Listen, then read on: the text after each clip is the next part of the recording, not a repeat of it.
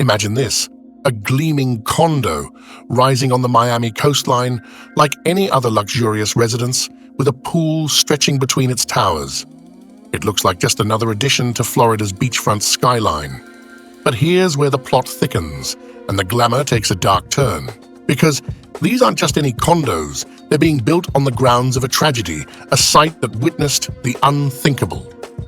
Hold on to your seats, this is the controversial plan for Miami's deadly condo site. Let's dive into the heart-wrenching chapter of this story. Picture this, a seemingly ordinary night, June 24th, 2021, but far from ordinary for the Champlain Tower in Miami. In the cloak of darkness, tragedy struck. The tower, standing proud for barely 40 years, experienced a haunting partial collapse. The aftermath was nothing short of horrifying, 55 out of 136 flats obliterated, and the toll, an unbearable 98 lives lost. The scene was reminiscent of the unimaginable events of 9/11s. A building, once a symbol of modernity and progress, now reduced to rubble. The city of Miami, known for its vibrant energy and sunny skies, was left in a state of shock and disbelief. This was more than a structural failure. It was a catastrophe that shook the very foundations of Miami. As we stand today, grappling with the aftermath, the National Institute of Standards and Technology, NIST, steps onto the scene. Their mission? To unravel the mystery behind this chilling collapse. It's not just an investigation, it's a meticulous journey into the heart of tragedy. But remember, piecing together such a complex puzzle isn't a task for the faint-hearted. It's a journey that stretches across time, perhaps years, even decades. Why the urgency? Because the findings of this investigation aren't just about understanding what went wrong on that fateful night. They're about setting a new course for the future of construction. Every detail matters. Every piece of evidence, every shard of concrete holds the key to redefining the very essence of how we build, ensuring that tragedies like these become relics of the past. The process is demanding, requiring the utmost precision. Each step taken, each analysis made, contributes to a narrative that could potentially revolutionize the way we approach building structures. It's not just about assigning blame, it's about creating a future where safety is paramount and our buildings stand as beacons of security rather than shadows of uncertainty. Now, a pancake collapse isn't your average building failure, it's one of the deadliest. Picture floors collapsing and stacking on each other, bringing their entire weight crashing down floor after floor. That's the stuff of nightmares. Typically, these happen in earthquake-prone zones, not in a place like Florida, where buildings are more accustomed to facing wind and sea damage rather than earth-shaking events. So, why did this peculiar collapse happen? That's the million-dollar question. And the answer could set new standards for building codes. History tells us that tragedies shape our construction norms. Back in 1974, a building collapse in Miami changed codes forever. Since then, every 40 years, buildings in Miami-Dade County have to go through a rigorous recertification process. Ironically, the Champlain Tower was in the midst of this very process right before its fateful collapse. Currently, investigations involve moving massive steel-reinforced concrete pieces for testing. These pieces hold the secrets, whether there were structural flaws, density issues, porosity, or corrosion. It's a meticulous process, and NIST has labeled this investigation as one of the most complex and challenging of its kind. Now, let's step into the maze of theories and controversies surrounding this heart-wrenching saga. The year 2018 revealed an ominous foreshadowing, a report on the Champlain Tower, almost like a ticking time bomb waiting to be decoded. Alarming structural damage was unveiled, a chilling precursor to the disaster that unfolded.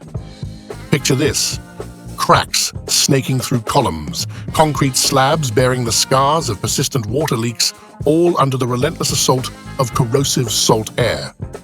Here's the jaw-dropping twist in the tale: the design flaw, a flat-surfaced entrance and pool deck that refused to slope for drainage.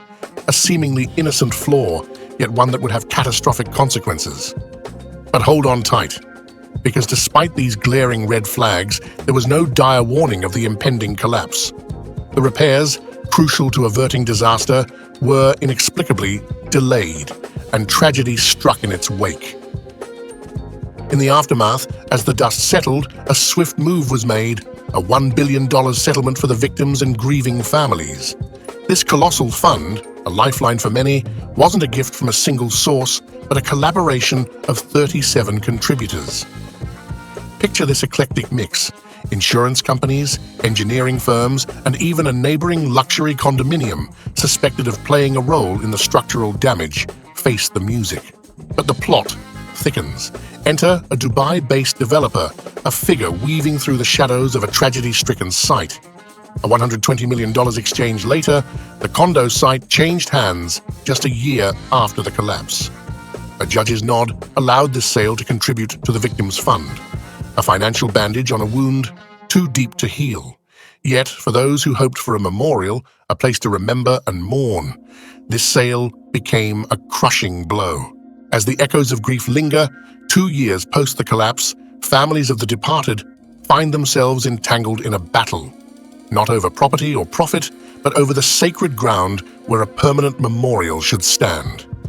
The once hopeful vision of a serene tribute now replaced with a contentious debate about the rightful placement of remembrance. While this controversy rages on, the Miami skyline is set to undergo another transformation.